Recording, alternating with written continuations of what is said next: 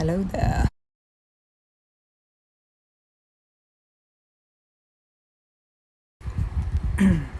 Hello there.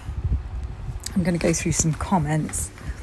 I've just spent 45 minutes recording a video and it didn't save. I'm so gutted.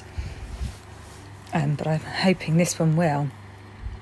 I've abandoned that one for the time being, and I've been meaning to go through comments because sometimes I'm not great at explaining myself, so I need to do that. I mean, as in, I'm not going to change, unfortunately. I would if I could, but I need to explain. I need an opportunity to explain myself. Where shall I start from? I'm not going to be able to go all the way back. I think this might be a thing that I'm going to do. So I think we'll start from, I'm looking at this video, which is the police log video, and the video consists of the police logs from the 10th of November up to and including the 13th. So, comments. Okay. You know, a long time ago, so this is Holly Southern Style 9401. You know, a long time ago, a friend of mine had been talking to an officer that had been called because of a Peeping Tom incident. And as they were talking, he wound up getting her information. Next thing you know, he's showing up at her house, threatening her with getting arrested if she didn't cooperate with him.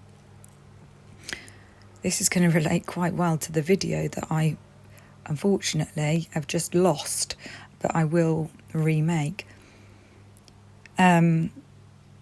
She was understandably terrified. In that instance, she knew who was contacting her and where he got her information from.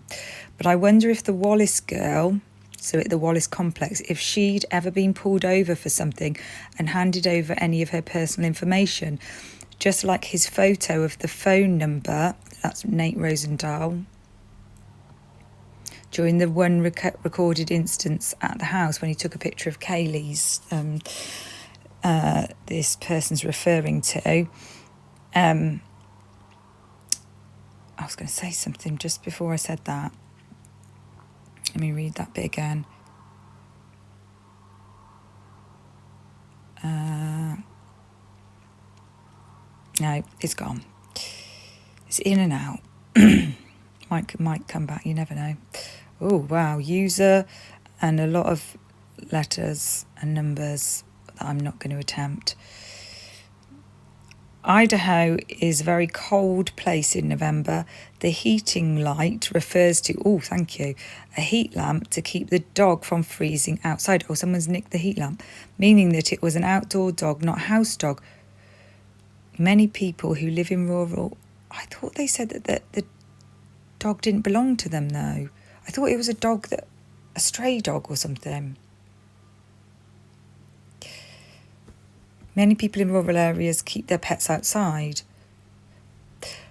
I thought that one, it would take me ages to find it. I thought that entry was because there was a dog in her garden, which is what was confusing. So they wouldn't have a heat lamp because the dog didn't belong to them, unless I haven't misremembered that. So my apologies if I have. I should have put a little like and love.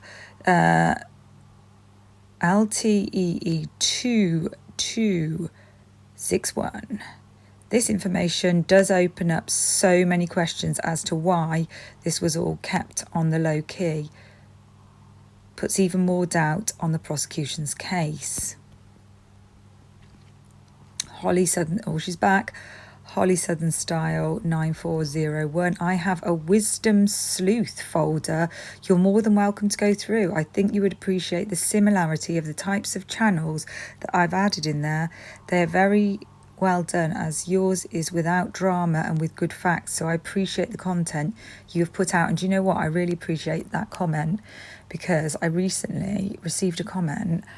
I'd come home from a day out and I was all sort of like geared up. I was looking forward to making a video, and I'm such a snowflake.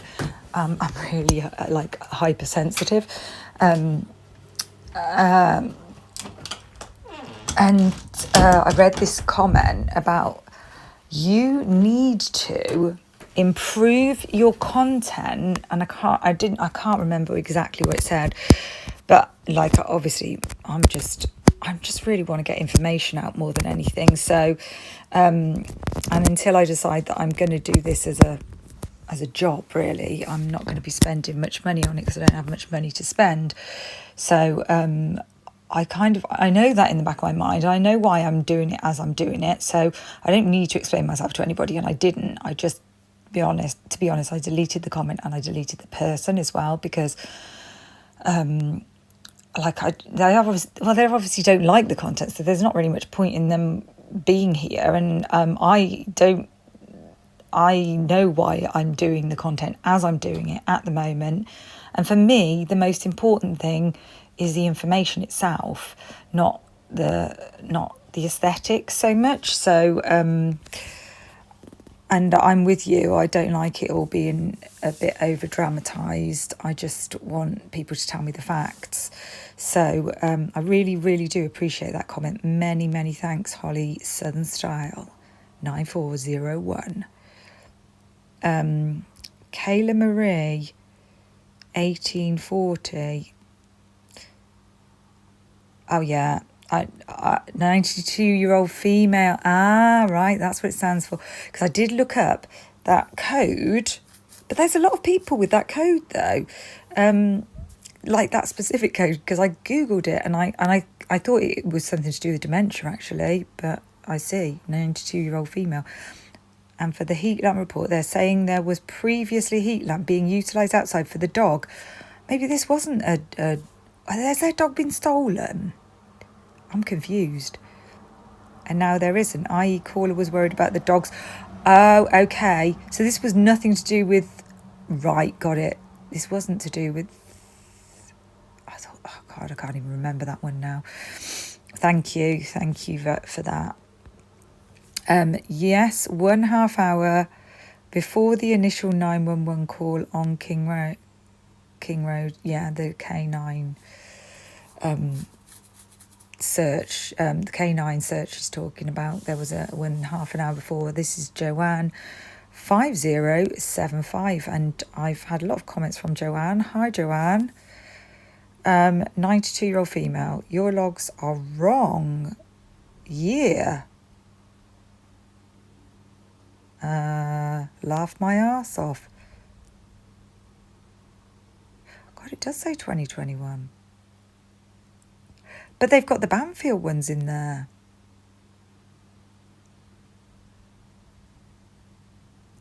Oh, I'm confused. Let me go and have a look. Brittany, the other thing is that they used a K9 and they didn't have a K9 before this. They got one in 2022, so that might be an error on their part rather than mine. I'm just going to double check.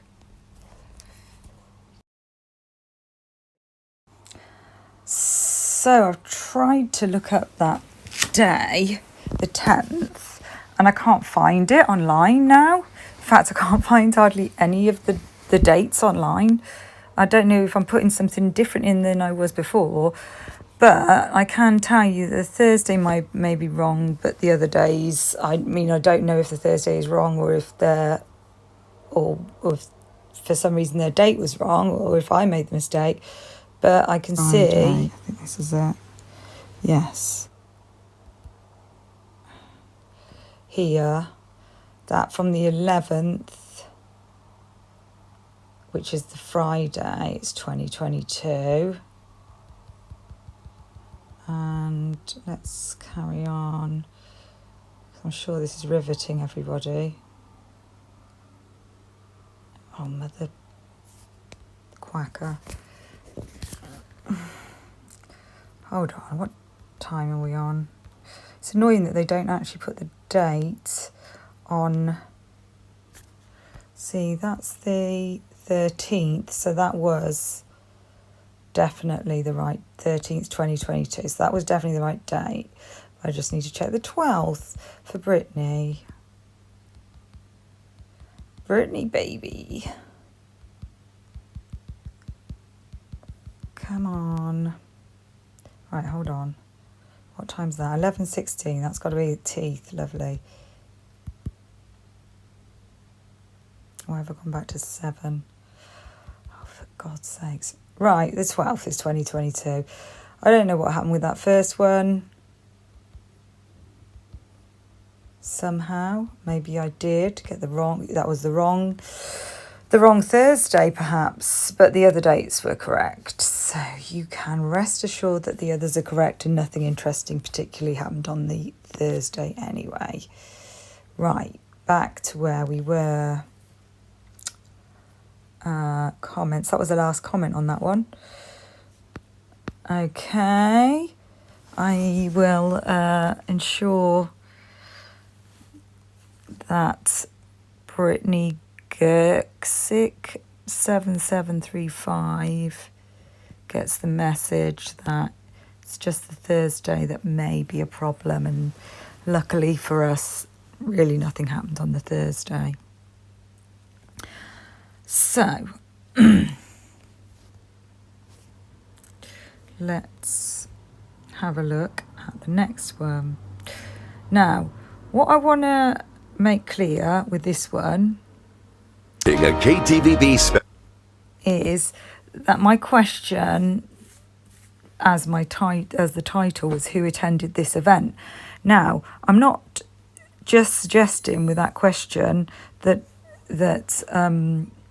Xana and could Xana, I'm not just asking could Xana and Ethan have been there. I'm literally asking who could have been there. There could have been a number of different people that were there. For example, Cara Northington has friends in the military. Half of the police force are in the military. So this question wasn't just in relation to Xana and Ethan, and I'm not saying that they were there. I'm merely wondering if this event may have had any relevance. I potentially could see it being more relevant that perhaps Kaylee, when people leave a bar, they often stand outside for a bit, and could Kaylee and Maddie have encountered somebody while they were outside of the Corner Club? Could they have been seen by somebody that became interested in them, or maybe already knew who they were? And the fact that the murder weapon may have been, although we only have the sheath, may have been a military style K-bar knife. Could it be somebody that we've already heard of? I mean, parents and relatives, it was parents' weekend the weekend before, and then the following weekend's this event. There's lots of parents who are sort of interested in veteran type, who might be interested in a Veterans Day event, who might have attended that. So it's more of an open-ended question, because that does actually relate to a comment that I received. 46 comments. Okay. Oh no, I'm in the right place. Katie Kane 5247. You're doing this investigation that's lacking by PD. I thought she was going to tell me off at first. By PD, in my opinion. New sub. Hi, Katie. This case screams set up by an insider to me. The knife skills alone should have sent investigators where you're going. Maybe they did, maybe not. Certainly wouldn't be the first time there was a failure of all possibilities to be checked. Yeah, I feel like they've just done that thing with it, like that's becoming more common now, where they completely rely on, or where they rely to a very heavy extent on technology rather than doing any door-to-doors and doing any. They just take the footage that they have and mobile phone. I mean, they took mobile phone data from the girls, but if you don't investigate, you don't know who to get data from. That's the thing. Like, you don't know who to look at. So you might be limiting yourself by just using data all the time. How do you know about the attacker's knife skills? Is it because he killed 4 people quite quickly? I'm guessing here, but attacking 4 drunk, sleeping and unarmed people may not need any knife skills. Well, it's not just that. It takes nerve as well. Like, if you have no experience at doing something, and this person did it quite successfully, quite quickly, and knew the layout of the house, you've got to be good at what you're doing to do it quickly, and you don't know for sure that they're sleeping. But I've read an awful lot about serial killing, right? And people work up to. I mean, I know this person may have been disturbed, as in, yeah, they were definitely disturbed in one way, but I mean, may have literally been disturbed by 2 other people. But I don't see somebody going into a house that's obviously going to be a possibility if you're going into a house where there's 6 people live there and that people are coming and going all the time. So they would have to be confident at what they're doing to do it. Like, I just can't see somebody unless their purpose was not to kill people, unless their purpose was to burgle the house. But that's not the best time. All burglars, the best burglars, I know the best burglars. The best burglars do it in the daytime when no one's in. But you don't. But still, with a college house, you wouldn't do that. Like, this house is a busy house. This is a crazy situation. I think if they intended to do what they did, and if everything is as we're being led to believe, that they came in the dead of night, I believe they must. Well, they're flipping. I just can't see somebody doing that without feeling confident on their skills.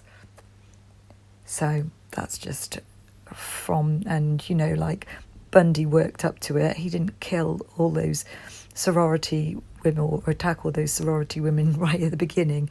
He'd got a massive history prior to that, and he lost control at that point, which is why he was so easily located afterwards. Same with Danny Rawlings, same with Richard Speck. And they're 3 of the few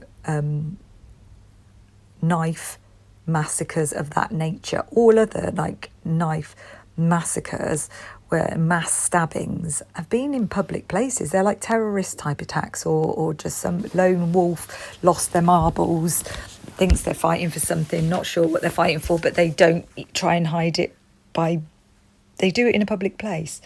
This is such a rarity. Had to delete what I wrote because I don't want to get called a liar and names. People don't want to hear the truth. They should just stick with listening to News Nation or Trev and just settle for that clown show. That's just kind of a disagreement between people about. And so I said, I'm just going by what a number of professionals came out and said initially. So, yeah, lots of professionals said that they thought the person would have knife skills. And I was going to post a video, and I can't even remember which one now, because I spent so much time looking for it that I ended up getting distracted and looking at something else that I found on the way.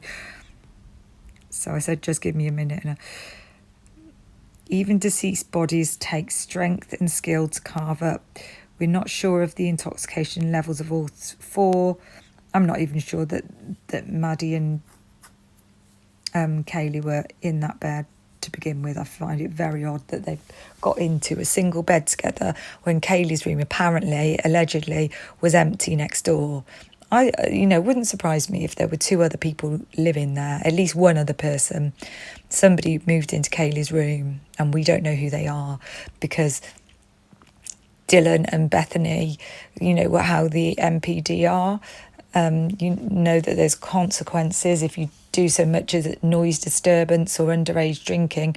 So are they really going to be honest about the fact that there was another person living there, taking the chance that they would then get kicked out of the university, and then they'd feel like they could be public enemy number 1? I think there is a strong chance that there was somebody in that room, staying in that room, because we've seen through the window that it was still being lived in. So it's either Kaylee or it's somebody who's moved in there or somebody who stayed for the weekend. So if there's nobody living there, then there's no reason for Kaylee to be sleeping in that bed with Maddie. I know people get drunk and fall asleep in a bed, but why a single bed in Maddie's room if I would assume there's a double bed in Kaylee's room? I find it a bit odd. Not saying it couldn't happen, but I do feel it warrants questioning. Ever eviscerate a carcass? No, I haven't, I have to say. Sorry, that was the same one.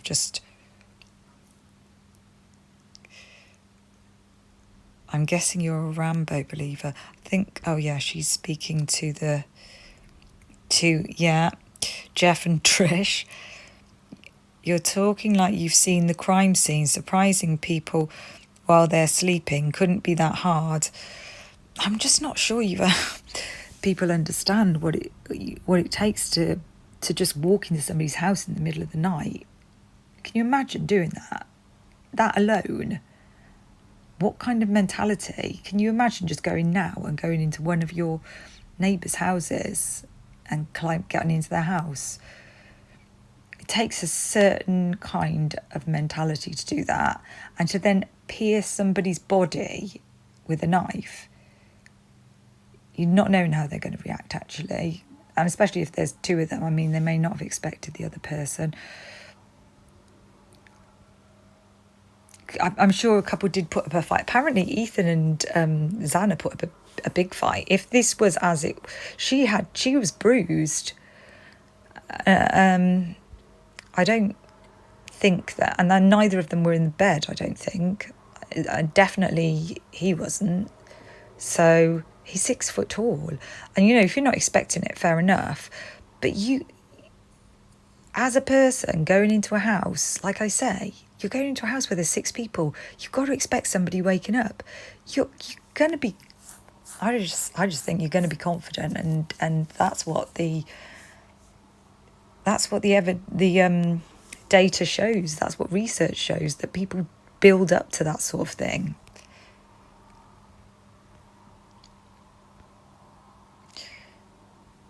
There's no way they wouldn't have been able to get DNA off of the leather-handled knife, even if you're wearing gloves at the time that you use it.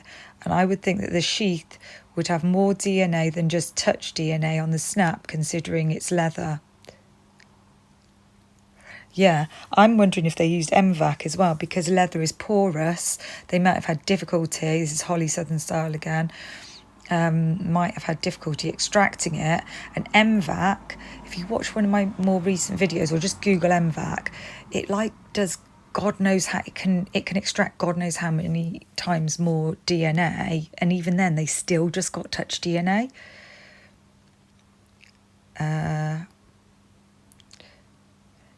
FYI, there's a few months ago you will find interesting. This is Blue Wolf. Now, I'm not good with Roman numerals. I should be, because I was teaching previously, but I always forget where the I... Is that 7? I always forget the I's are before or after the 5. I think it's 7. Blue Wolf 7. The individual is identified. Also, there is body cam or dash cam footage of the officers talking to the manager of the lodge on the sidewalk. after the incident that night. The individual has criminal records, but I cannot access them because Latar's criminal database search, like much in Moscow that is law enforcement related, is not working that well at the moment. I do not know if the individual in question is anything more than a brawler with too many drinks under his belt, as you suggest. Check out Hunger Dunga Brewery too in your investigation of the area bars. And what if any altercations there were on November the 12th? The brewery is... I haven't looked into this yet. I have read it before. The brewery is possibly connected to Ethan and Xana's whereabouts that evening.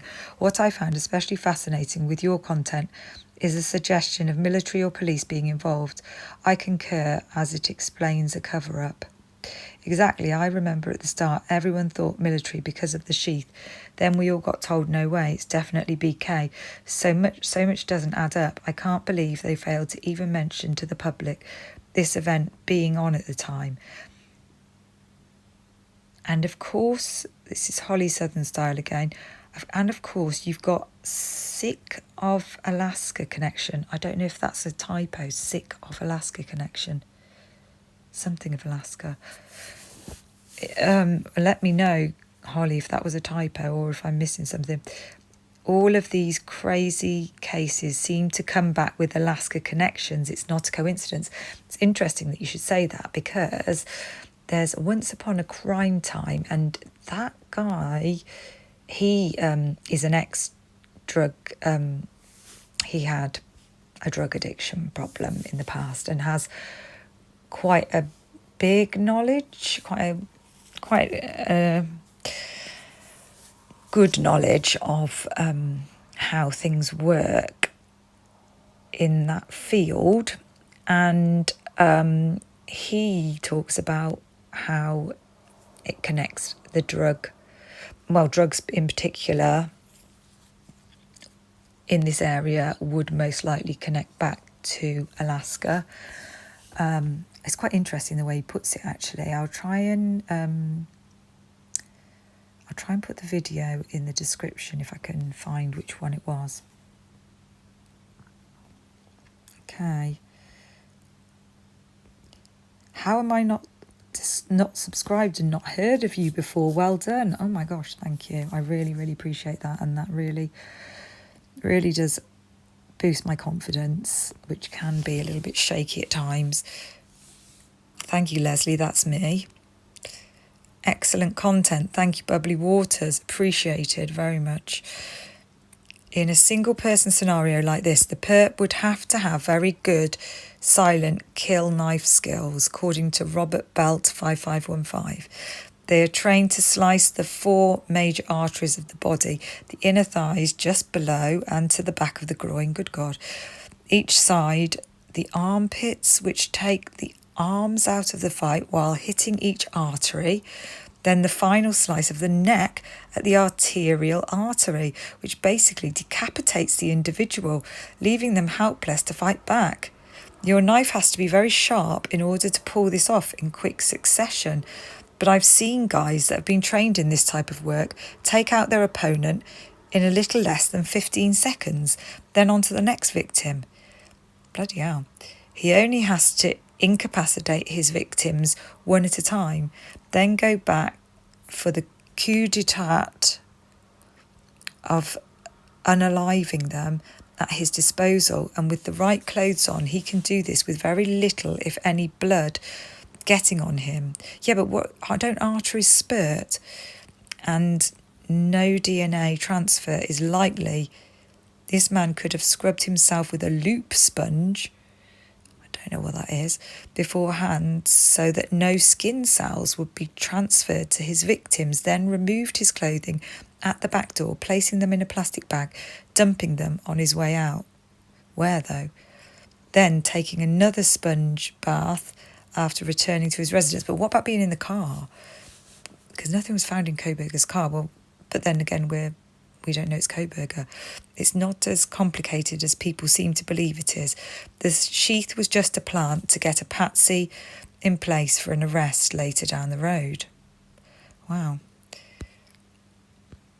There's a reply to this and I can't seem to access it. Unless they've deleted it. That's weird. I'm curious if any of those students, Holly Southern Style, hi, that knew the girls were in classes that Brian was teaching since the campuses are so close. I was wondering about whether somebody who spends time in the house might have, because that's one way that DNA could get transferred. But another way is obviously if he happened to be buying any sort of... I know that somebody has pointed out that he's an ex-drug user, but we don't know. I myself have a history with... actually have had an opioid addiction. Like I was taking medication for health reasons. I'm still actually taking opioids now, but not high doses at all. Nothing compared with. But I developed an opioid addiction, and I've had sort of a tendency towards substance use in the past, and I do think it's something that stays with you. That kind of thing. You're kind of... It's not something that goes away. Like if you have a tendency towards, like I was a very big drinker many moons ago before having my son, and I feel like it was at a point actually where it was definitely a problem, and I don't think that kind of thing goes away. It stays with you. It doesn't go away. It's always something that like. Too much is never enough, basically. There's a book called Too Much Is Never Enough, and it's so true for people who have addiction. It's like you kill yourself over it, and like you can't... It's crazy. And so there is the possibility that he may have, been getting some form of drugs. No, I'm not tainting his name for that. I understand, like, as I say, I understand what it feels like to have the feeling that too much is never enough. So that is not me casting shade. I just saw your vid last night. I've always believed that Moscow's CP, Chief Fry, is in the picture taken from video inside the Corner Club. I wonder who it is. Yeah, I'd like to know who that guy is, because he looks a bit older and they never refer to him standing with Adam when Kaylee and Maddie were seen talking to Jack. Yeah, I agree. Well, I don't agree that it was necessarily Chief Fry. I don't know. I need to have another look, but I agree. I'd like to know who that is. It looks like Chief Fry's standing was in the corner next to Adam sitting. Now, thanks to the info you've introduced in this vid, perhaps he's attended this Moose Lodge event and walked to Corner Club. I don't know why no one else can tell that's him. Be great if you could find out if he was seen at Moose Lodge after first night of tragedy. He may have seen K&M walk in. Well, I like your confidence in me being able to try and find out something like this. I don't know if I could, but I'm intrigued. Thank you for that comment. That was from... can't read it. I'm going to say Miss Lotto, MSS Lotto, or Miss Lotto, 7037. Ethan was a big boy. I've said it before. He was incapacitated professionally, so I think there's a conspiracy to cover up the attack. That's Paul Ward, 8297. Thank you, Paul.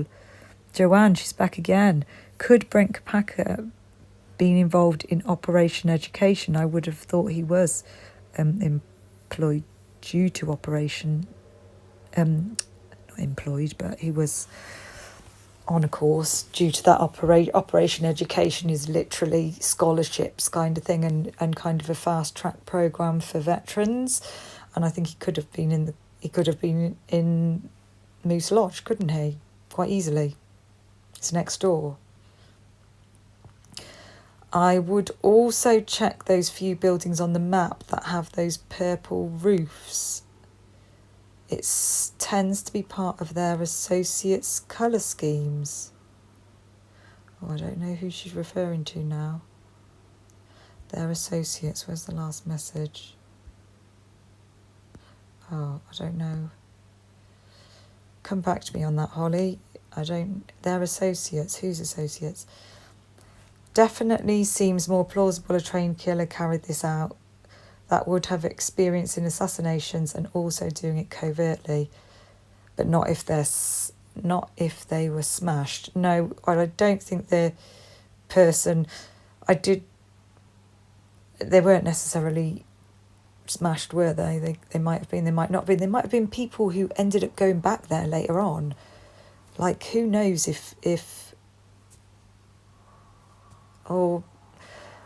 I have thought if they could have been somebody who knew, like if a parent was there that weekend, if they were somebody who knew the parents, who knew them. Like I said, Cara Northington on her Facebook page has one particular friend who I noticed who's both a hunter and ex-military. They might have gone back to the house.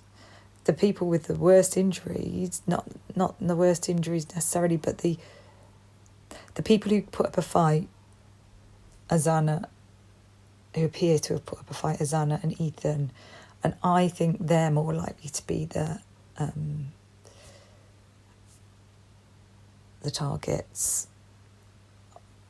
And when I say targets, I don't like it. It's not necessary. It could have been targeted. They seem to think it was, and possibly and probably it was, but it could have been that Cara Northington. I'm just saying this as a possibility of a situation. Say she was there. I'm not saying she's to blame in this. Say she was there. We came back with some people who were a bit dodgy. Perhaps she was staying there the night. Perhaps they were staying there the night, and then something happened. And then,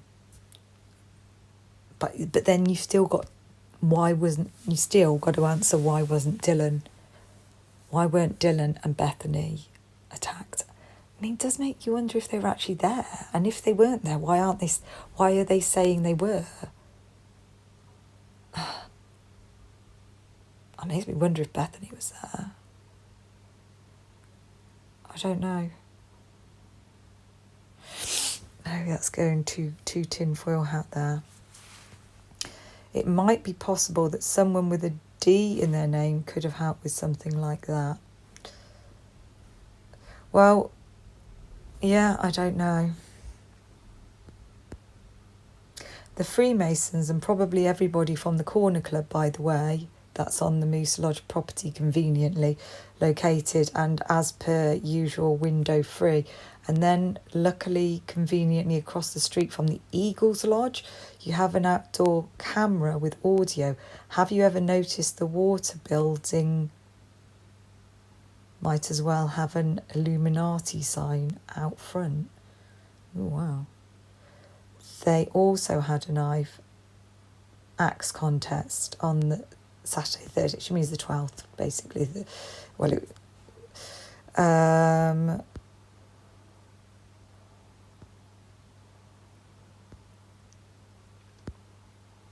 I heard that one of the girls had to call 911 on someone at the Moose Lodge.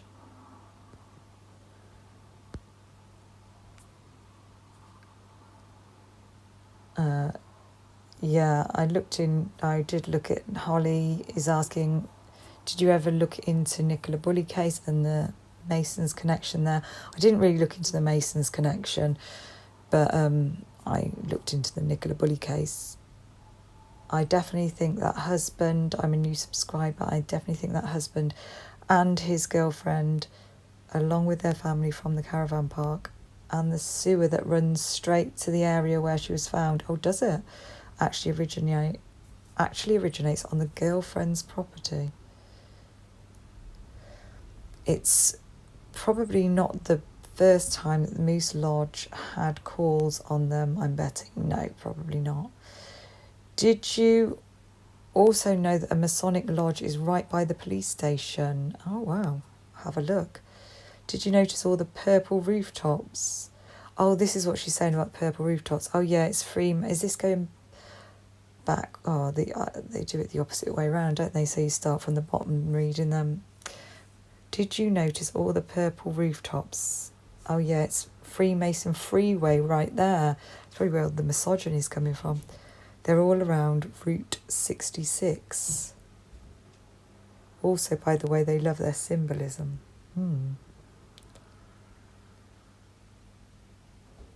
I've always thought of military trained to kill. It's their job if necessary. Clean, swift and quiet, says Tracy McDaniel 3660. On the money here. Exactly in and out and without personal rage, just militaristic control. And Belladora 100% agrees. Okay, I think we're going to leave this video here because this was a lot of comments there.